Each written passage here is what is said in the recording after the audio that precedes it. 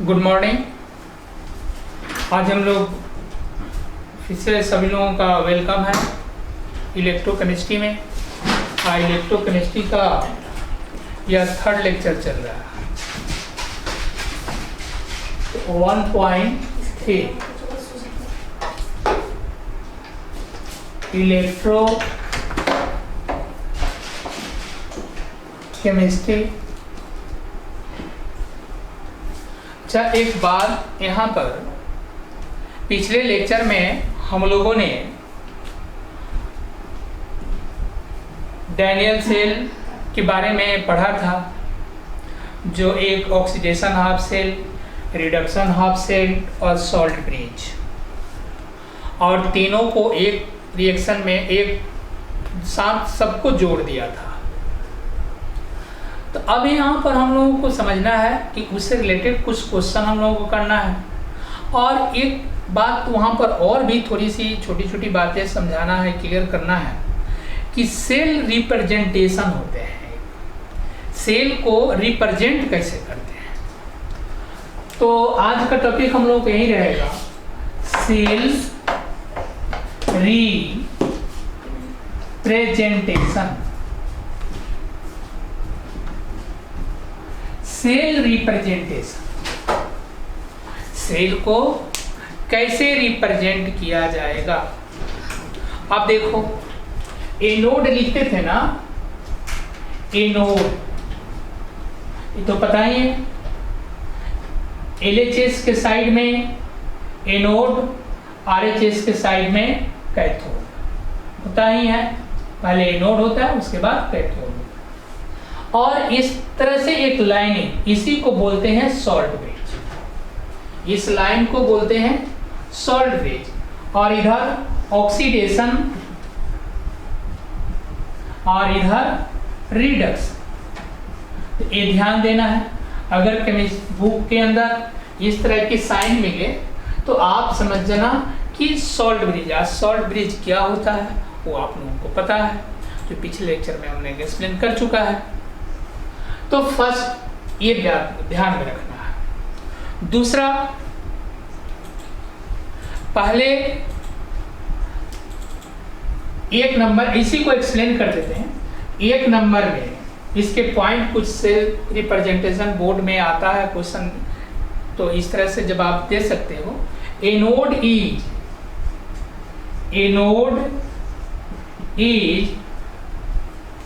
Placed before cathode, placed before cathode, ये हो गया। मतलब पहले एनोड आता है, उसके बाद कैथोड आएगा। और सेकेंड में जो मैंने इस तरह से साइन दिया, इसको बोलते हैं सॉल्ट ब्रिज। सॉल्ट ब्रिज, ये दो बातें हुई। थर्ड, हम लोगों को component in different phase.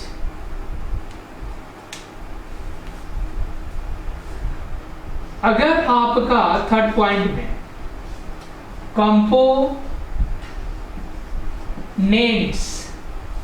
Component समझा रहे हैं क्या होता है, इन डिफरेंट फेज,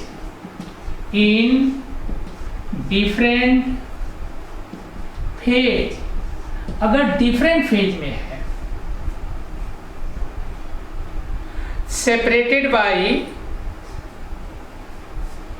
सेपरेटेड, जिसको सेपरेट करते हैं,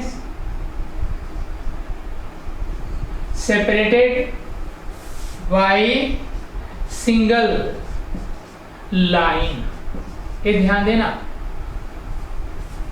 कंपोनेंट इन डिफरेंट फेज में है तो उसको क्या बोलेंगे, उसको हम लोग सिंगल लाइन से इंडिकेट करेंगे। फॉर एग्जाम्पल,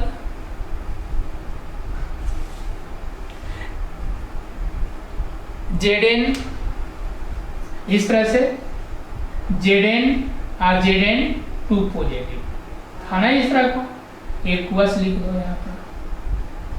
समझ गए होंगे। सेकेंड थर्ड एक और पॉइंट, अगर तब आपको ये तो डिफरेंट फेज में था, अगर सेम फेज में होगा तो क्या करेंगे, तो ये भी लिख दें। फोर्थ पॉइंट में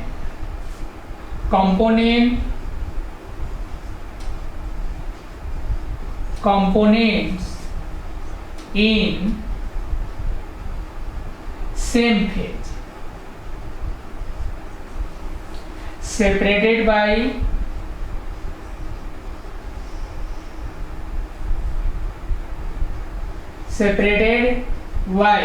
कॉमा लिखते हैं।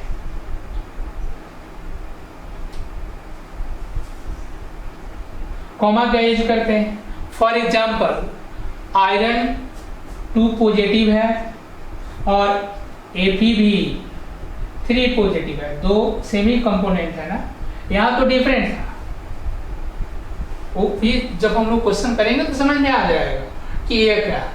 अब इसको कॉपर से रिएक्शन कर रहे थे ना, देखिए इसका जिंक है, कॉपर सल्फेट है, तो ZnSO4 और C, तो ZnCu2 पॉजिटिव डिफरेंट कंपोनेंट हो गया कि नहीं, Zn2 पॉजिटिव C, तो इससे ये ऑक्सीडेशन बन रहा है ना, लॉस किया है, तो डिफरेंट फेज में कंपोनेंट हो गया। कभी कभी क्या होता है ये सेम फेज में आ जाएगा। अब आयरन है उस पर 2 पॉजिटिव है, 3 पॉजिटिव भी होते हैं, तो इस तरह से होगा। एक तो बात हमें ये सीखा, ये बोर्ड के एग्जाम में 4 पॉइंट लिखना देना अगर सेल रिप्रेजेंटेशन के बारे में पूछा जाता है तो, बाकी कुछ इसमें कुछ नहीं करना है। अब यहाँ 2 बातें इंपॉर्टेंट है, ये भी दोनों इंपॉर्टेंट है, और सॉल्ट ब्रिज को इंडिकेट करते भी ध्यान रखना है। आए तो बात आप पहले से जानते हो। यही बात, इसको नोट करो, जल्दी करो।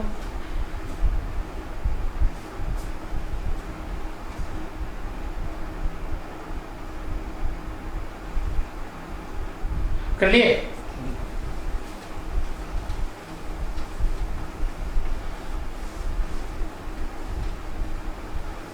सेल रिप्रेजेंटेशन जो हुआ,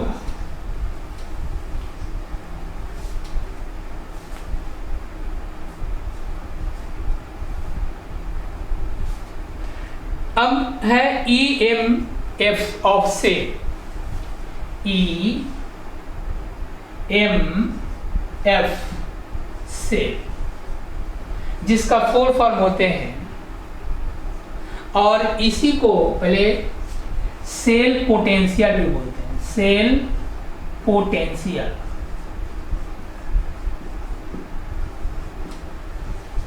और EMF का फुल फॉर्म होते हैं इलेक्ट्रोमोटिव फोर्स।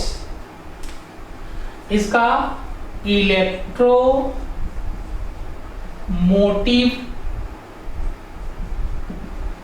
मोटिव फोर्स ये होते हैं, इसका फुल फॉर्म, या उसी को सेल पोटेंशियल बोलते हैं।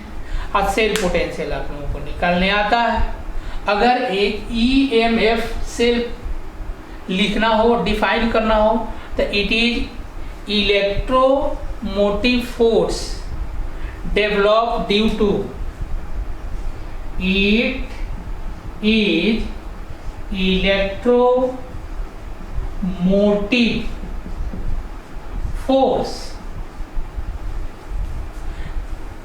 Develop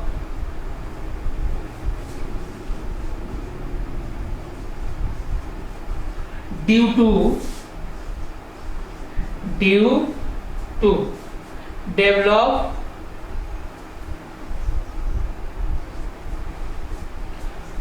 due to potential between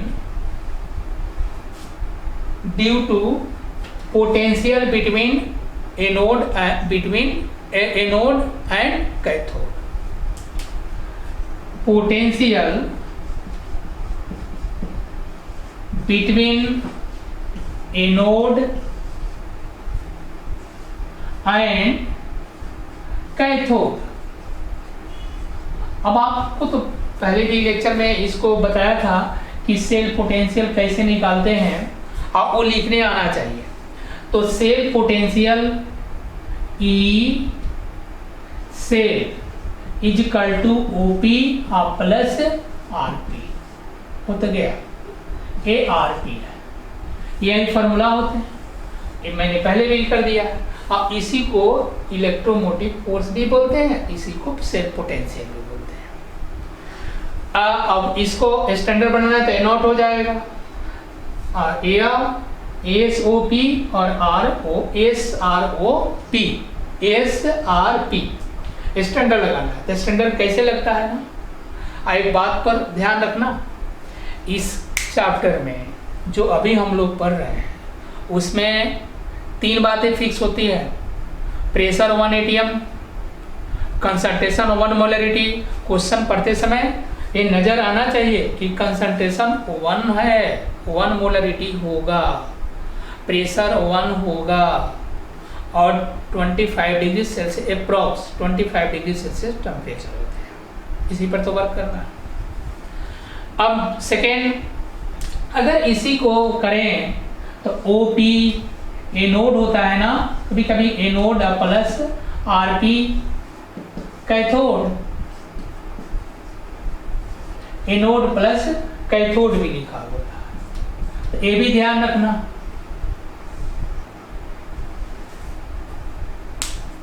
चलिए अब इस पर हम लोग कुछ क्वेश्चन करते हैं इसी के कंसेप्ट में। तो पहले एक क्वेश्चन लिख लेते हैं,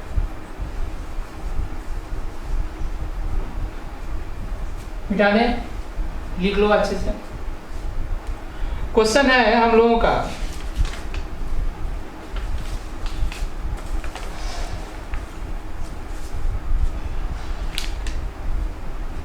क्या दें।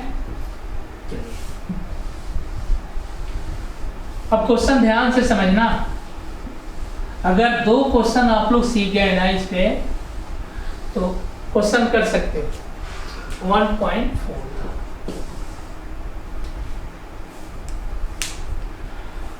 क्वेश्चन है कि ए, क्वेश्चन नंबर 1 ए है, ये सॉलिड के रूप में है और इस तरह सिंगल लाइन है और ए लिख दिया है और यहाँ पर इक्वस लिख दिया, यहाँ पर 3 पॉजिटिव है, डबल लाइन है, डबल लाइन का मतलब salt bridge.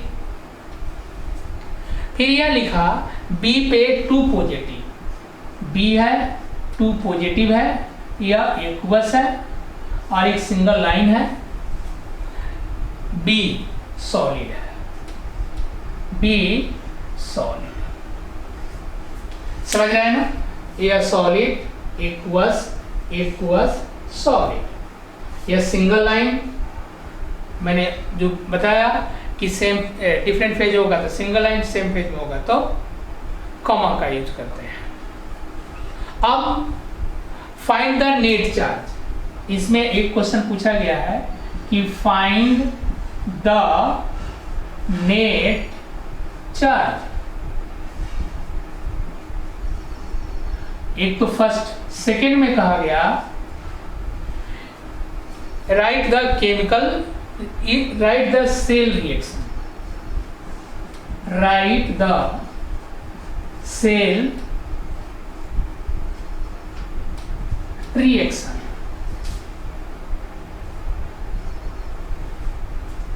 Find the net charge, write the cell reaction. देखो कितना, बस क्वेश्चन पर फोकस करो, खूब अच्छे से समझो जी। ये क्वेश्चन अगर एक समझ गए ना तो बुक के अंदर जितने भी क्वेश्चन है वो 100% क्वेश्चन बन जाएगा। इसी बस एक को दिमाग खर्च करो, खूब बढ़िया से समझो और उसको जितने भी बुक में क्वेश्चन दिया होगा, चाहे जेई का हो चाहे नीट का हो, वो 100% बन जाएगा। बस समझना बहुत जरूरी है। चलिए अब इसको हम लोग सॉल्व करते हैं। सॉल्यूशन लिखें, इसको कैसे सॉल्व करेंगे। तो पहले एनोड का काम करते हैं। at a node,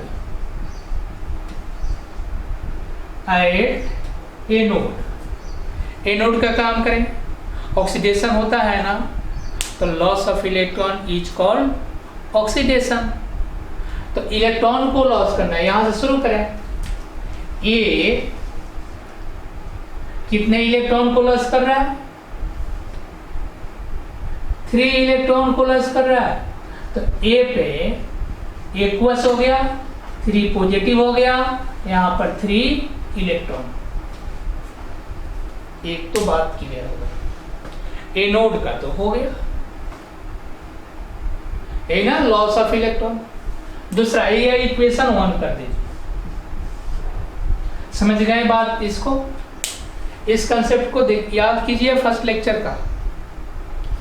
इस कंसेप्ट को समझना, इसी को हम लोग ऐसे लिख देते हैं, ए इलेक्ट्रोड सेल पोटेंशियल या इलेक्ट्रोड पोटेंशियल, इसको ए पे 3 पॉजिटिव एक्वस ऐसे लिखते थे ना इसी को, तो मैंने वही इसी को ऐसे लिख दिया। चलिए इक्वेशन 1 हो गया। सेकेंड में एट कैथोड लिख दे, कैथोड लिख दिया।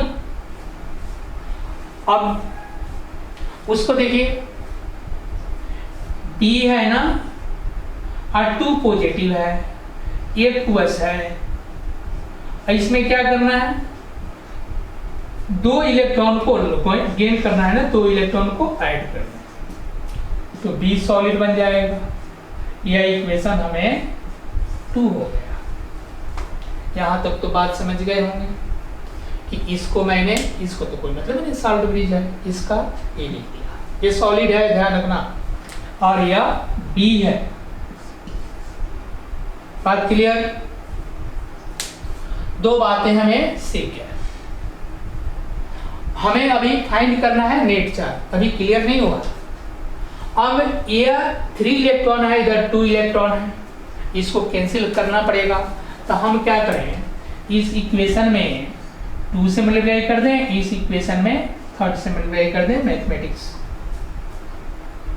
तो क्या होगा, इसको मल्टीप्लाई करें, 2a gives to 2a equals 3 positive और 6 इलेक्ट्रॉन। इसमें 3 b2 positive equals 3 into 6 electron, और यहाँ पर 3 बी सॉलिड। अब इसको कैंसिल करो। कहाँ पर? अच्छा,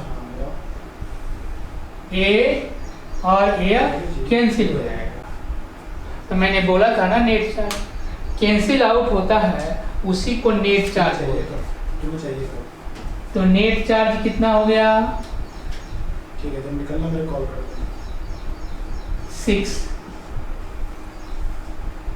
नेट चार्ज कितना हो गया? 6, कैंसिल आउट 6 हुआ। अब इसको लिख दो, 2a plus 3b 2 positive gives to 2a 3 positive plus 3b solid. यहाँ पर एक्वस लिख दो, यहाँ पर सॉलिड लिख दो, हो तो गया। यह आ गया समझ में? एयर जो हुआ सेल रिएक्शन, यही कंप्लीट आपका सेल रिएक्शन हुआ। भी अच्छे से लिख देते हैं। बताओ, है डिफिकल्ट? बहुत इजी है, बस आप लोगों को समझना बहुत जरूरी है। अगर समझ गए ना तो आप कर सकते हो। एकदम स्टेप बाय स्टेप करो, पहले इसको करो, फिर सेकंड वाले करो, इससे सॉल्व भी जाए, वो तो जोड़ने का काम करता है, और उसके अकॉर्डिंग सेल रिएक्शन। तो ये दो बातें आनी चाहिए। नेट चार्ज कभी कभी पूछ देता है और कभी कभी सेल रिएक्शन भी पूछा जाता है। अगर मान लीजिए एक स्टेप और हम बढ़ जाए, QC लिखना हो तो QC कैसे लिखोगे, इससे हिसाब से लिखना।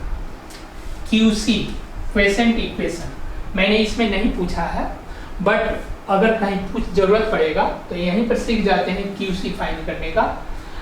सॉलिड का तो होता नहीं है इक्विलिब्रियम, इसलिए मैंने A पर 3 पॉजिटिव है ना, इस तरह से ब्रैकेट देते हैं, और पावर में कितना जाएगा 2 डिवाइडेड बाय B है ना, B कहाँ गया A, B पर 2 पॉजिटिव है, पावर कितने आएगा 3, हो गया। यही तो QC है, इसकी भी जरूरत पड़ेगा। और ये तो आप दो बातें ध्यान में रखना, एक नेट चार्ज निकालना, सेल रिएक्शन लिखना, ये तो हमें बाद में मिलेगा इसी चैप्टर में, इसको एक्सप्लेन करना है कैसे करना है। तो ये तो लिखने आ जाना चाहिए ना। चलिए अब इस पर एक और क्वेश्चन करते हैं, थोड़ा सा इससे भी डिफिकल्ट क्वेश्चन को लिखते हैं और उसको कैसे हम लोग सॉल्व करें। तो पहले इसको नोट करो, अच्छे से लिखो, समझो इस पर, आप खुद प्रैक्टिस करो। सेल रिएक्शन लिखना कैसे लिखते हैं, नेट चार्ज कैसे फाइंड करते हैं, जल्दी लिखो इसको।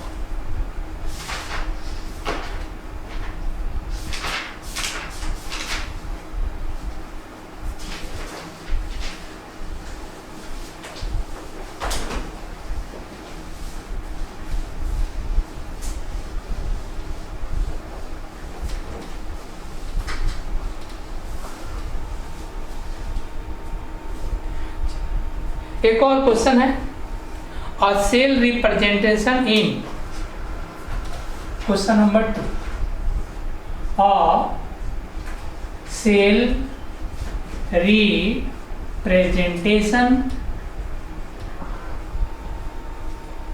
The cell representation in ZN, solid single line, ZN 2 positive aqueous.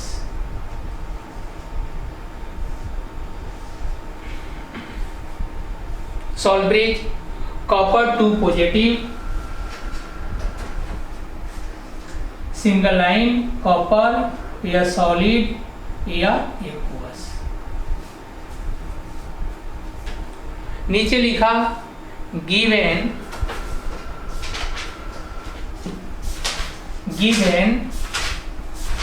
Copper 2 positive, copper 2 positive, 2 electron add करो, कॉपर बन गया।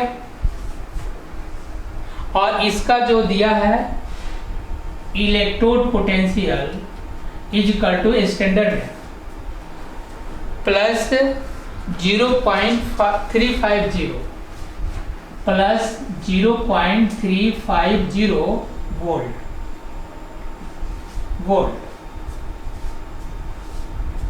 क्वेश्चन में सेकेंड दिया है ZN 2 पॉजिटिव, 2 इलेक्ट्रॉन को ऐड करो, यहां पर दे दिया ZN जिंक, इसका इलेक्ट्रोड पोटेंशियल दिया है माइनस 0. कितना दिया 763 वोल्ट, ये इसका है। और कहा गया कि write down the cell reaction and EMF of the cell, write down the cell reaction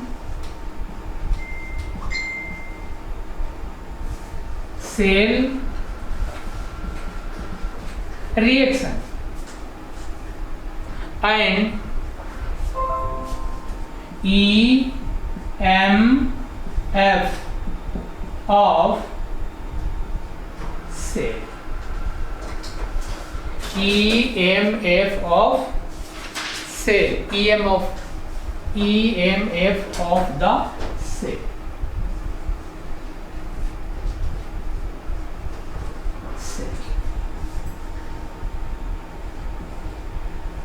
तो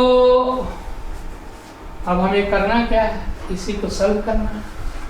सेल रिएक्शन तो पिछले क्वेश्चन में हम लोग सीखे हैं, वो भी करेंगे और ये भी फाइंड करना है। इसका फॉर्मूला हम लोगों को पता है ना, OP प्लस RP। अब क्वेश्चन में थोड़ा सा डिफरेंट कर दिया है, दोनों गेन कर दिया है। यहाँ पर भी गेन ऑफ इलेक्ट्रॉन रिडक्शन और ये भी रिडक्शन। तो बताइए रिडक्शन एक को तो एनोड बनाना ही पड़ेगा, तो देखते हैं कैसे बनता है।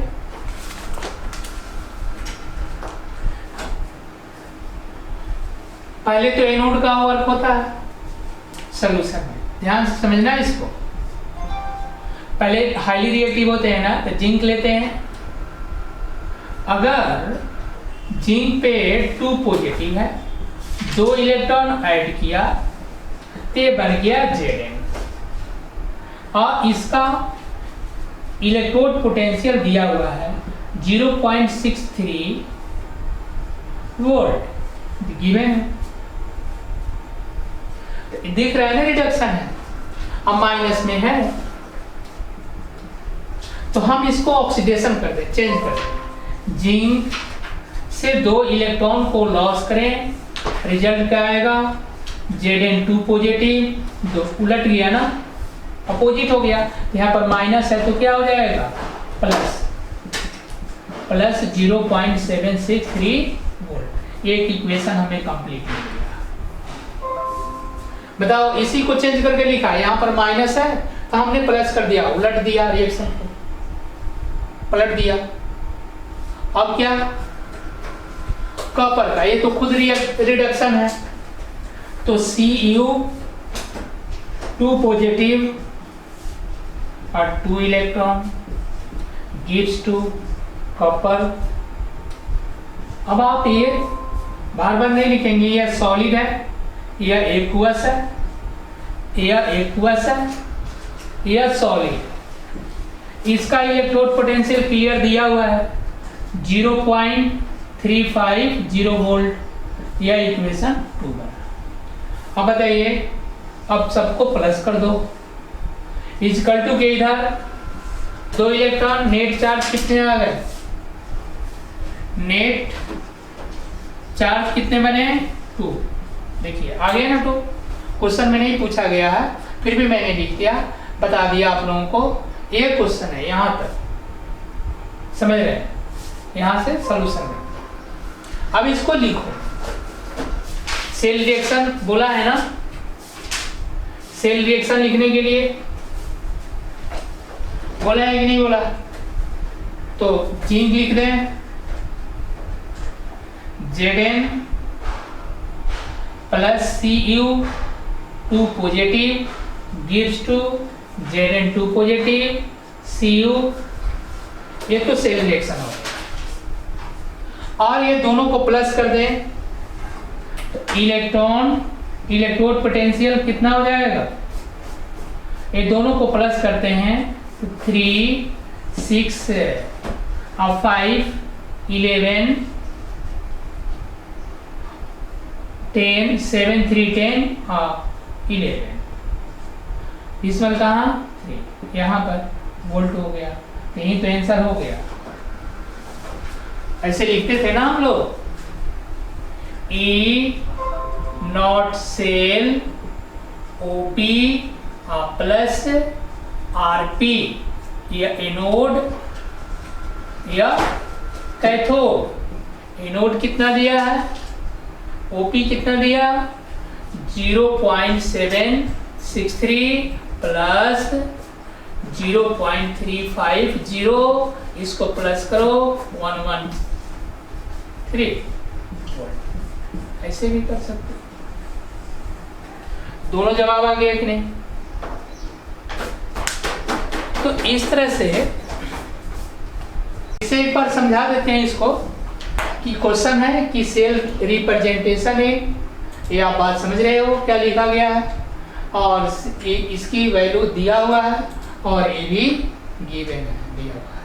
लेकिन लिखा गया क्वेश्चन में पूछा गया कि write down the cell reaction है वो लिख पूछा गया है, और सेल पोटेंशियल भी पूछा गया, EMF ऑफ द सेल पूछा गया।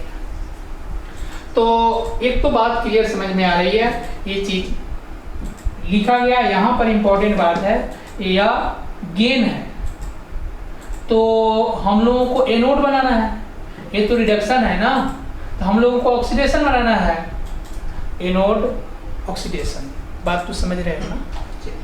तो इसको रिडक्शन है तो मैंने अपोजिट कर दिया, मतलब इसको उलट दिया, माइनस है तो इधर प्लस लगा दिया, इसकी रिएक्शन को मैंने अपोजिट कर दिया, उल्टा कर दिया।